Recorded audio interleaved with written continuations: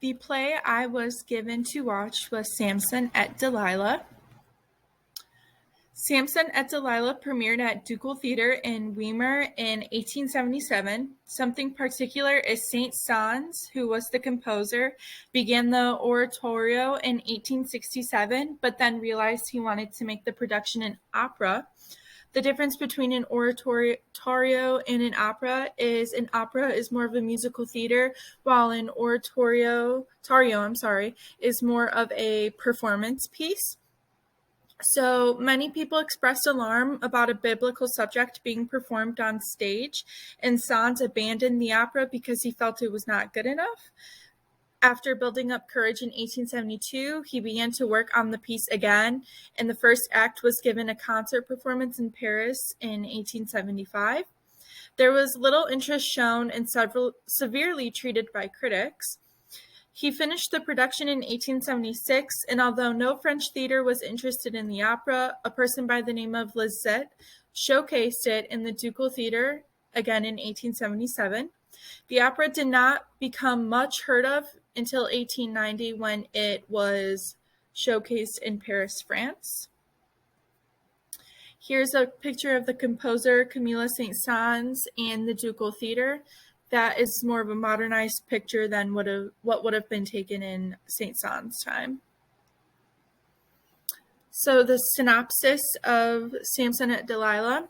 In 1150 BC, in Gaza, a group of Hebrews begged for relief from the bondage of the Philistines, and their leader was Samson, who eventually killed the Philistine commander, but was cursed with a grievous strength from the high priest of Dagon.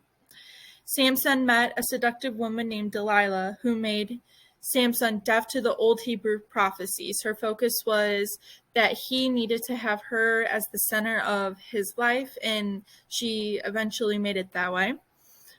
Dalila was secretly calling to her gods to help take away Samson's super strength to leave him powerless, and she found out from them that this only way was to cut his hair.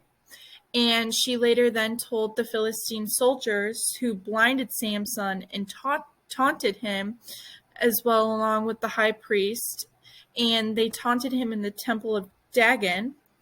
Samson prayed to Jehovah, who was his God, to give him back his strength, which he was then granted, and with that strength he pulled down the pillars in temple, crushing himself and his taunters in the temple of Dagon.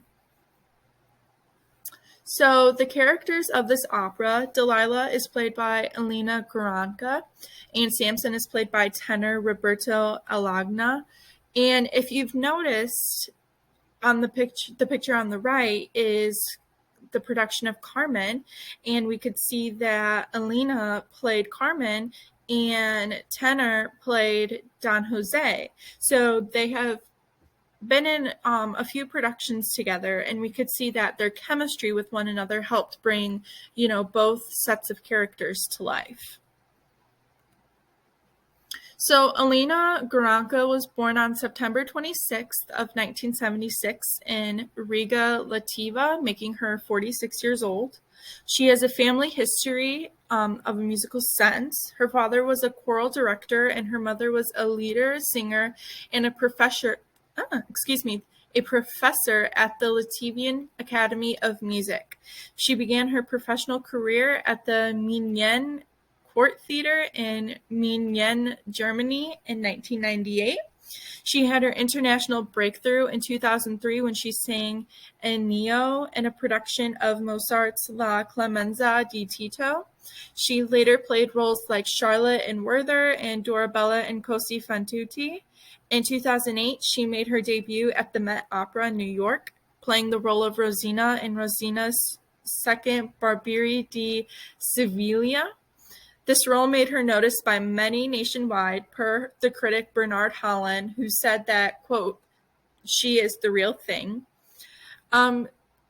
Elena later sang in Georges Bizet's Carmen in the 2010 and 2015 productions at the Met, and debuted as Dalila in Camille Saint-Saëns' Samson et Dalila.